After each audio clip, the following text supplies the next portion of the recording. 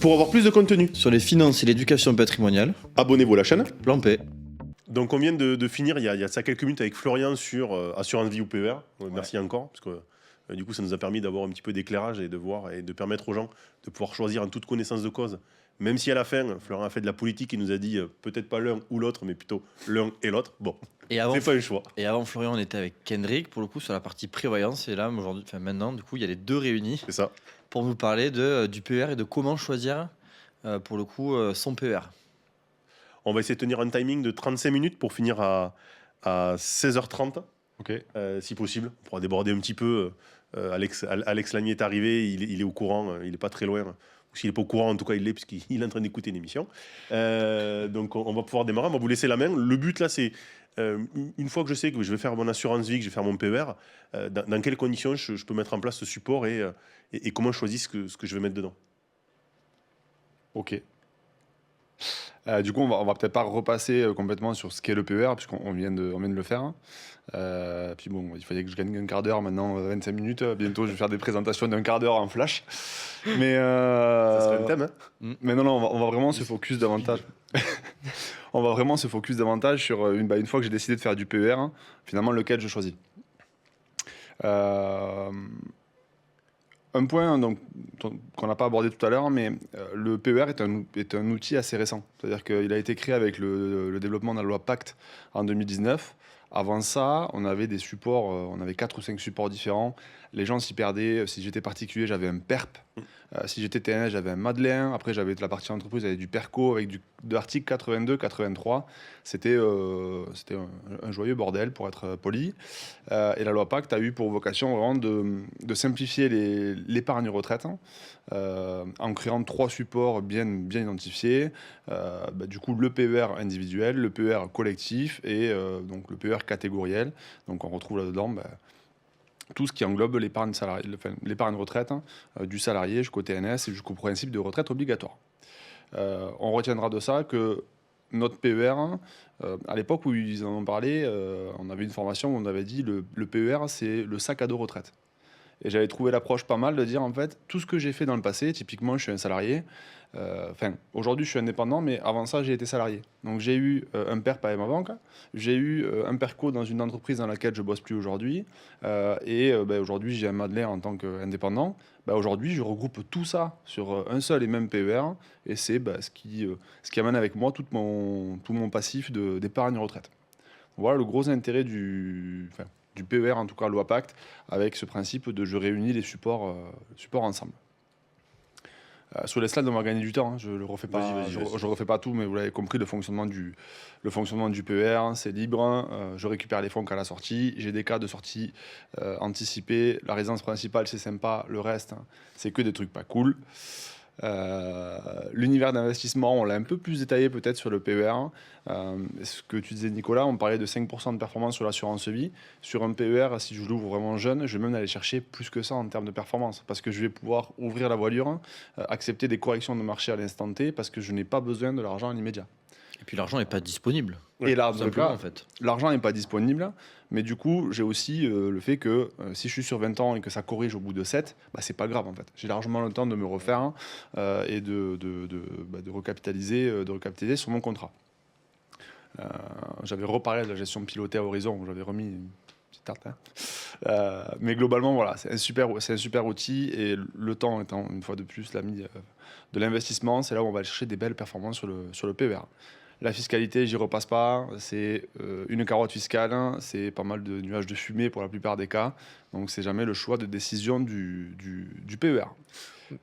Comme tous les supports de défiscalisation, ou qui permettent la défiscalisation en général, en fait, l'idée c'est de ne pas faire pour la défiscalisation, c'est de servir ses objectifs, et si on bénéficie d'un avantage fiscal, tant mieux. Parce que finalement, ce report d'imposition, il permet à des épargnants qui ont une vie de famille, des grosses charges, au moment où on peut capitaliser, c'est souvent le moment où on a le plus de charges, d'avoir un petit soutien de l'État qui dit ok, mets de côté pour ta retraite, moi je te réduis un petit peu tes impôts en parallèle, et quand tu auras moins de charges, quand tu seras passé à la retraite, que tes enfants seront grands et que tu vas te retrouver avec moins de crédit, eh bien tu me rendras cette petite aide. Mais effectivement, je te rejoins, on ne fait pas une défisque pour faire de la défisque, on fait un support dédié à la retraite. C'est exactement ça. Voilà, le point essentiel où je passe la main à Kendrick, c'est qu'en fait, il existe 2 types de PER différents, ce qui est, Oui. ce qui est pas connu de tout le monde. Oui, c'est vrai que depuis tout à l'heure, effectivement, on parle principalement d'un type de PER, parce qu'on a parlé de transmission et autres. Mais c'est vrai qu'il y a 2 sortes de PER qui existent. Il y a le PER bancaire et le PER assurantiel. Attention, ne pas opposer l'appellation PER bancaire au fait que les banques peuvent faire du PER assurantiel. En pratique, d'ailleurs, la plupart des banques proposent du PER assurantiel. Elles passent pour ça par des sous-traitants, des compagnies de sous-traitance propres, pour pouvoir proposer du PER assurantiel. Le PER bancaire, c'est un support qui est un peu moins connu du grand public, et qui va être un peu moins commercialisé, même par les banques. En fait, le PER bancaire, qu'est-ce que c'est ? C'est un compte-titre. Un compte-titre qui est dédié à la retraite. Alors un compte-titre, c'est quoi ? C'est un compte qui me permet de passer des ordres sur les marchés financiers. Donc l'objectif finalement d'un compte-titre, si on veut synthétiser, c'est de posséder des actions, des obligations directement dans son contrat. Donc finalement, le PER bancaire, ce qu'il faut retenir, c'est que c'est un compte-titre. Ça va me permettre d'avoir des titres vifs, des actions en direct, des obligations en direct, ce que ne permet pas le PER assurantiel, qui va être sur des fonds plutôt classiques, OPC ou autres.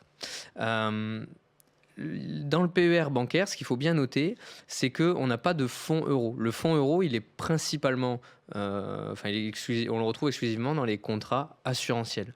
Donc le PER bancaire, si vous voulez avoir une part dans votre allocation d'actifs, dans la répartition des titres que vous avez dans votre portefeuille, si vous voulez avoir une part moins risquée, moins dynamique, il va falloir opter pour des supports comme les obligations qui vont prendre un petit peu moins de risques que les actions en direct. Il n'y a pas non plus, et c'est un élément important différenciant, il n'y a pas non plus de clause bénéficiaire dans un contrat, dans un PER bancaire. En fait, cette clause bénéficiaire, ça fait partie des avantages qu'on va retrouver sur le PER assurantiel. Pour le coup, la différence qu'on va retrouver avec un compte-titre, et c'est là où effectivement on peut y trouver un intérêt si on veut bloquer des fonds pour sa retraite ou un investissement pour sa retraite, c'est la fiscalité qui va être quand même maîtrisée. Dans mon compte-titre, quand je perçois des dividendes, quand je fais des cessions d'actifs, eh ben, je vais être fiscalisé en cours de vie du contrat. Dans mon PER bancaire, c'est pas le cas. En fait, tant que les fonds restent dans le PER, principalement du coup jusqu'à la retraite, eh ben, j'ai pas de fiscalité en cours de route à gérer. Vous l'avez compris, je pense, le PER bancaire, du coup, il s'adresse à une moins grande partie de la population. C'est-à-dire qu'on va rester sur un actif, sur un contrat qui permet de la gestion libre, et les personnes qui font de la gestion libre sont souvent les personnes qui ont plaisir à aller analyser des titres, à analyser des sociétés, parce que encore une fois, faire un PER bancaire pour ne pas mettre de titres vifs à l'intérieur, c'est mal utiliser l'outil. C'est comme quelqu'un qui fait un PEA mais qui ne met que des fonds dans son PEA, ou qui utilise une gestion effectivement pilotée proposée par le PEA bancaire. Bon, c'est un petit peu dommage d'utiliser un outil qui est destiné aux titres vifs sans le faire. Donc là, on va être sur une catégorie d'investisseurs qui est déjà plus aguerrie, et qui n'a pas forcément besoin d'avoir des sujets de transmission ou autre. Le profil dynamique, il est favorisé, mais ça, vous en avez déjà parlé un petit peu, parce qu'effectivement, dans le PER, j'ai un horizon de temps qui est long. Les fonds sont bloqués, donc j'ai intérêt à prendre des risques. Là, effectivement, c'est vrai qu'on le retrouve souvent chez nos clients. Combien de fois j'ai vu des PER avec des profils pilotés prudents ? En fait, pour moi, ça, c'est compliqué à entendre, puisque je ne vois pas pourquoi on va aller chercher des profils plutôt prudents sur des durées de détention très longues. Effectivement, à l'approche de la retraite, on peut l'envisager de réduire la voilure, mais quand on est plutôt jeune, il faut y aller, quoi. Donc, vous l'avez compris, le PER bancaire, très minoritaire sur le marché. Principalement, ça va être... c'est des banques privées principalement qui vont vendre ces contrats. On peut le trouver aussi chez certaines grosses compagnies d'assurance ou chez certains assureurs, mais mais c'est moins courant. Je pense qu'il y a eu aussi un coup marketing de certains opérateurs qui essaient de se différencier, mais ça a été compliqué. Effectivement, il y en a assez peu, et c'est pour une minorité de personnes. Je te rejoins là-dessus. Mais ça existe. Ça existe. Voilà. Je dirais quoi que celui qui a un PEA, c'est plutôt celui qui aura le PER bancaire? Bah, Pas forcément.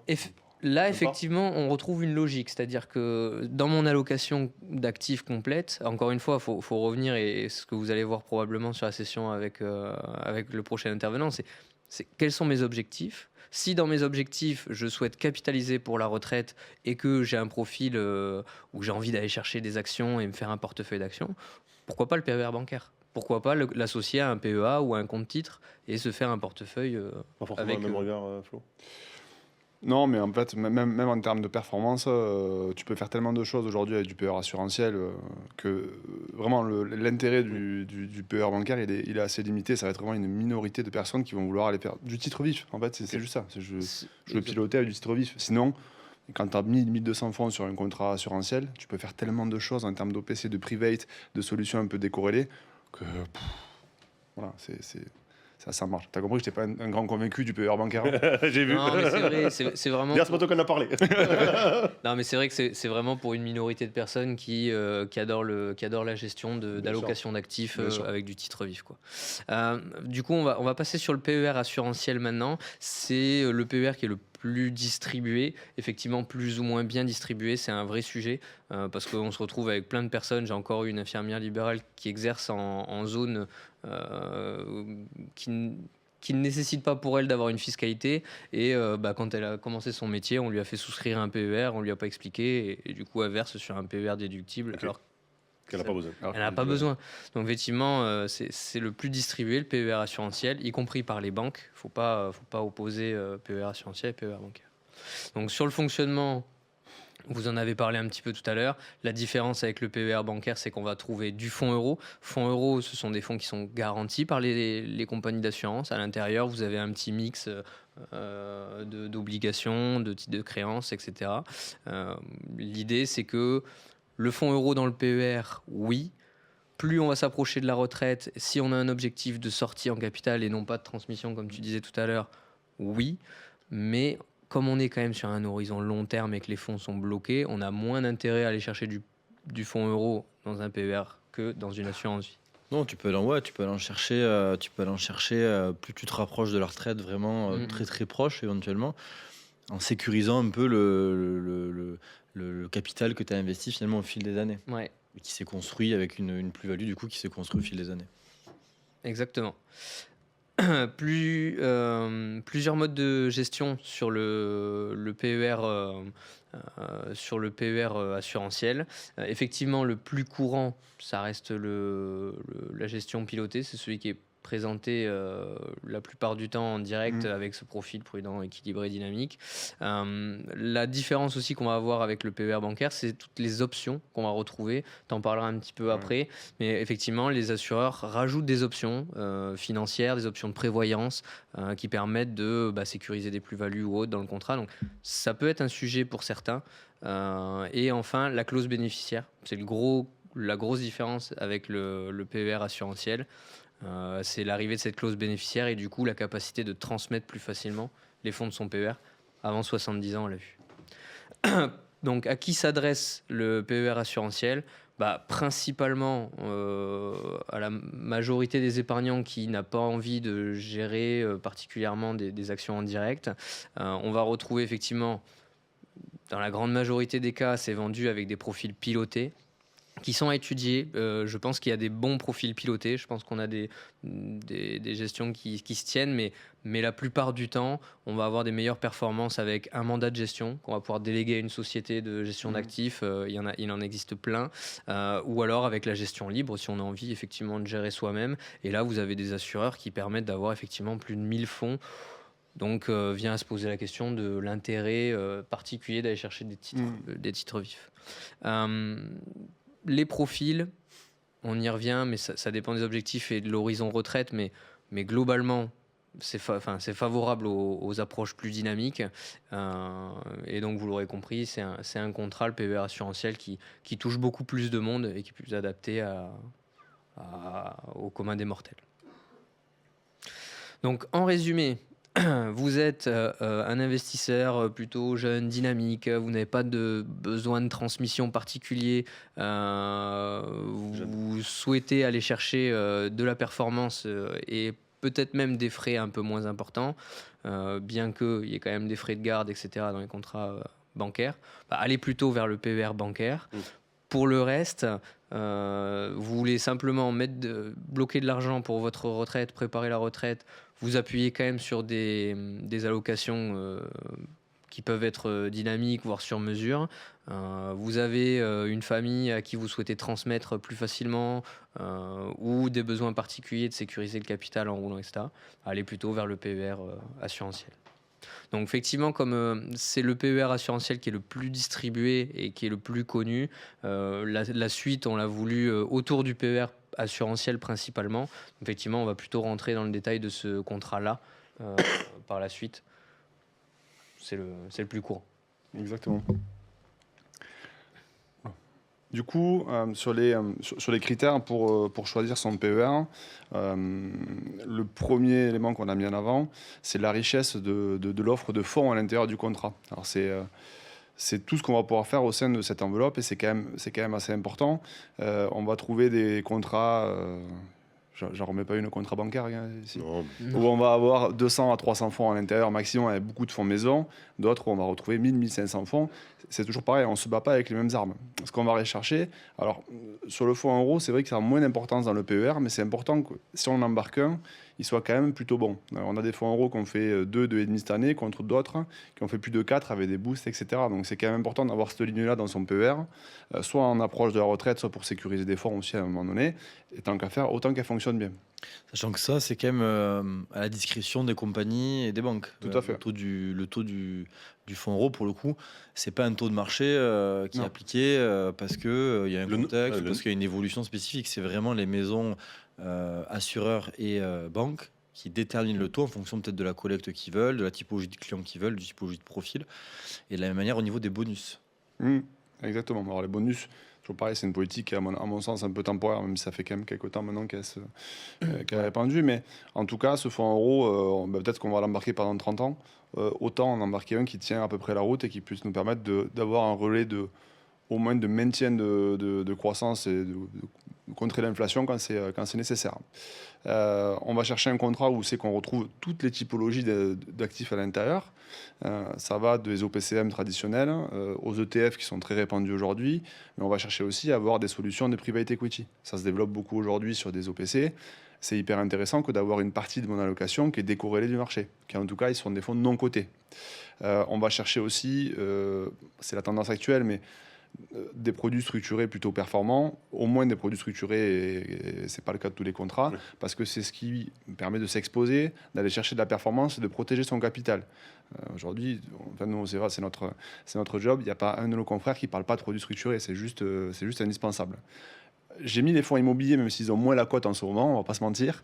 Mais ça a quand même été le relais de croissance de 2010 à 2020. Tout le monde avait d'immobilier dans son contrat assurance vie parce que ça tractait entre 4 et 5%. Et c'était quand même bien confort quand le fonds euro marchait moins bien. Bon, après, ça a un petit peu corrigé, ça a été un peu compliqué, mais il faut l'avoir.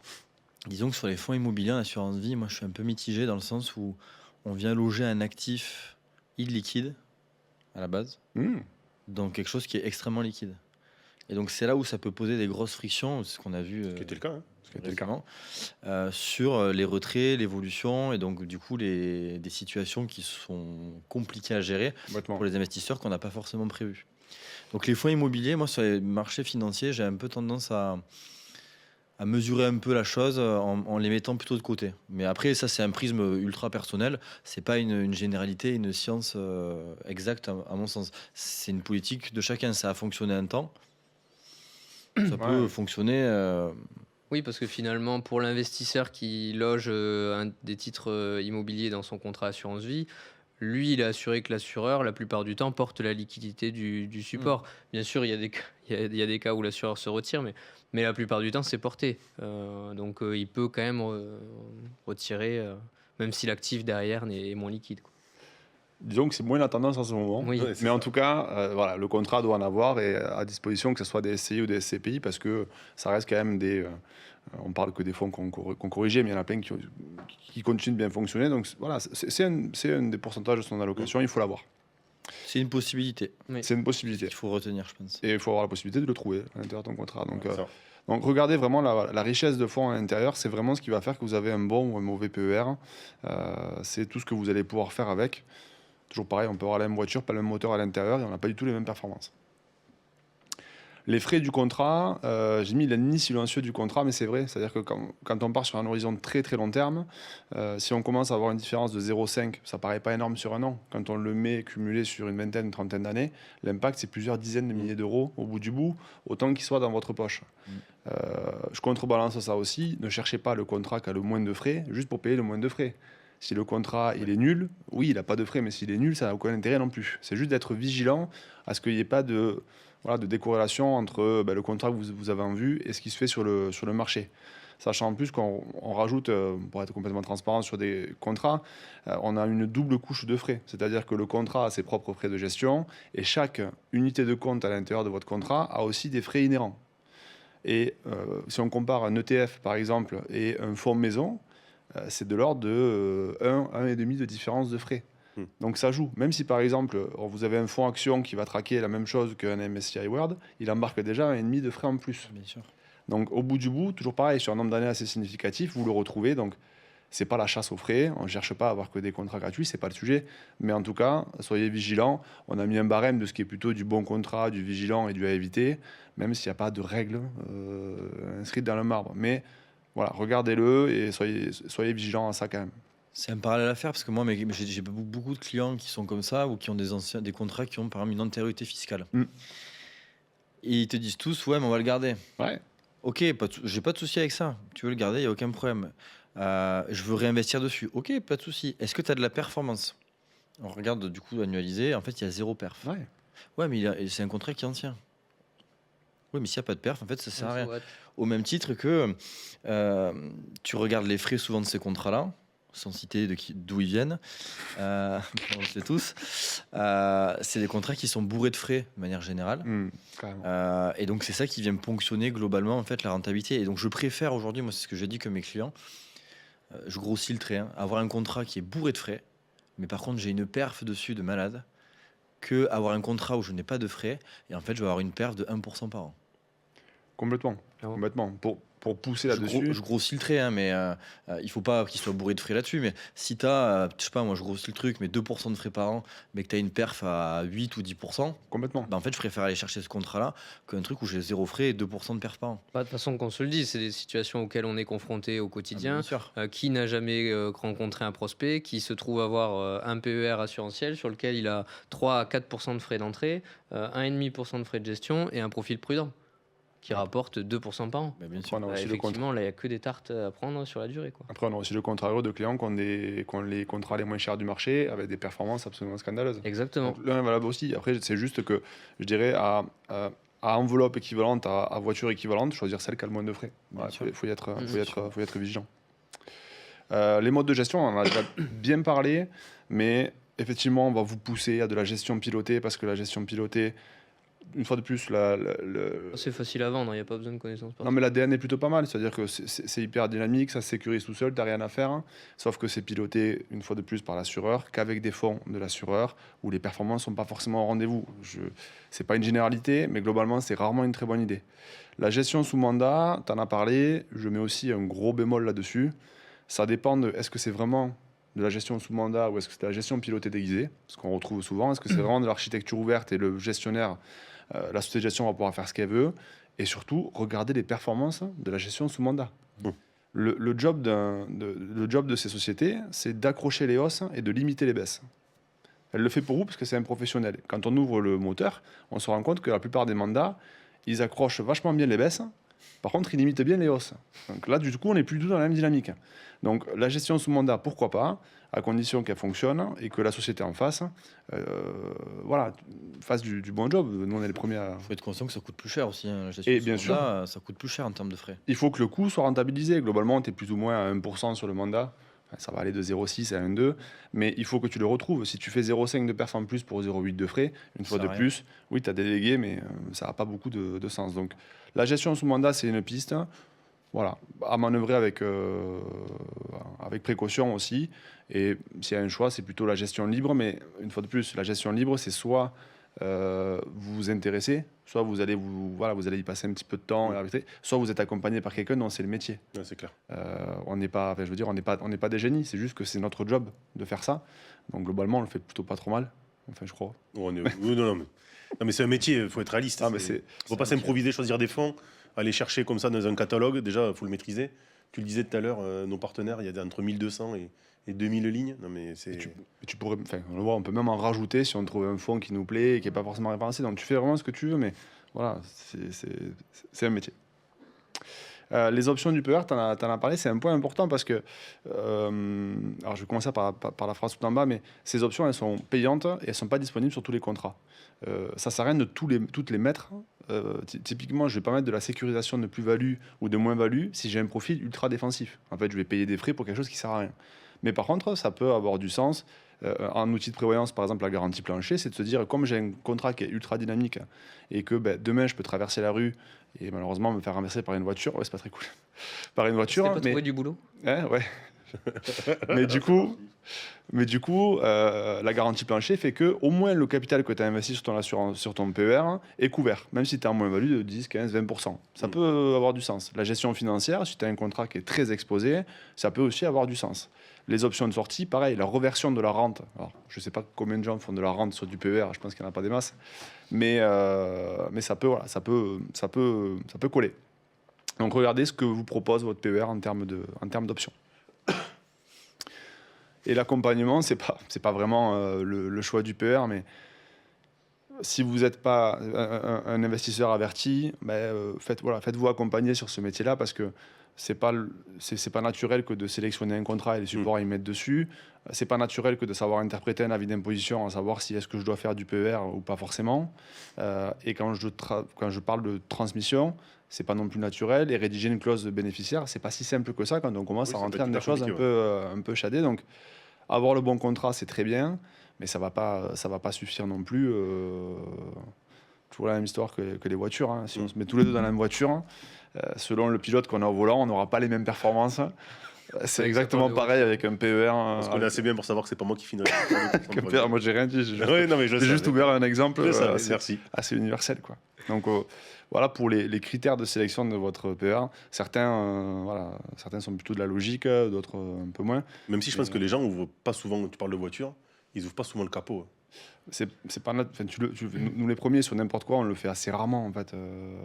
Pas tort, mais on le fait assez rarement. Mais par contre, parfois on se fait accompagner de personnes qui eux le font pour nous. Un courtier le fait pour nous. Ils nous font gagner du temps. Un maître d'œuvre par exemple dans l'immobilier. Voilà, c'est partie de ces métiers-là qui te permettent de déléguer cette tâche-là. Et si je peux juste faire une petite parenthèse sur... parce que ce matin, on a parlé de prévoyance, là, tu as parlé de clause bénéficiaire. Ouais. C'est vrai que c'est un vrai sujet. C'est un sujet qui peut bouger dans le temps. Il n'y a rien qui est gravé dans le marbre. Mais par contre, prenez le temps de rédiger votre clause bénéficiaire. Ça aide l'assureur à retrouver plus rapidement les bénéficiaires, plus efficacement. Et ça limite le temps entre le moment du décès et le moment où les fonds sont versés à vos proches. Complètement. Et sur la dernière, sur les points à retenir, Non. Tu veux que je le fasse? Henrik, il était. Le choix du PER, en résumé, on a tout dit, mais préparer sa retraite est primordial. L'avantage fiscal est un détail. Mais c'est vrai, c'est-à-dire qu'on ne le fait pas. On le fait pas pour la carotte fiscale, on le fait vraiment pour la préparation de retraite. Donc ça, il faut le garder en tête, hein, sinon vous allez faire des conneries. Tous les contrats ne se valent pas, on l'a dit. Il y en a plein, donc déjà PER bancaire ou assurantiel. Et même quand on a choisi le type de PER, il faut encore choisir le bon contrat à l'intérieur. Et le bon accompagnement, c'est toujours l'histoire de la voiture. Hein. Ça dépend le pilote qu'il y a au volant. Et être bien accompagné, ça fait la différence. Et sur 10, 20, 30 ans, ça représente plusieurs milliers d'euros dont vous aurez besoin à la retraite. Donc voilà, très bon outil le PER à manœuvrer avec précaution. Et voilà. Au niveau du timing, on est parfait. Je vous remercie. Merci à tous les deux, on a enchaîné 2 présentations et je trouve que c'était assez clair. Parce que du coup, les gens ont su différentes assurances vie PER. On voulait aussi que les gens soient transparents. Donc, c'est vrai que Florian a ouvert un peu les Henrik. Non, mais on parle de tout. Donc, les frais. C'est rien. On parle vraiment de tout. On peut dire qu'il a ouvert le capot. C'est ça. Pour faire le parallèle. Voilà. On y est. Donc non, c'était vraiment intéressant. On a été peut-être un peu vite, donc on enverra la présentation à tout le monde. Donc n'hésitez pas, nous la demandez pas forcément, parce qu'on a tous les emails qui se sont connectés. Si vous n'êtes pas inscrit au site, inscrivez-vous. Et on enverra toutes les présentations à tous les inscrits pour que vous puissiez regarder, prendre le temps. Vous avez aussi les coordonnées de Florian, de Kendrick, de Nicolas, de moi-même, si besoin, vous pouvez nous contacter. Vous l'aurez compris, moi, pas pour de la voiture, parce que c'est pas du tout mon domaine. On va se rejoindre dans 5 minutes avec Alex Lamy, financer ses projets sereinement. Donc 16h30 Alex Lamy, on aura à 17h30 Charles Le Courson. On aura un timing un peu serré avec Charles Le Courson, parce qu'à 18h, il faut obligatoirement qu'on prenne Nicolas de Codin, parce qu'au niveau du timing, c'est prévu comme ça, et Nicolas, après, a des impératifs. Et après, on s'en arrêtera là. Donc je vous dis à dans 5 minutes avec Alex Lamy.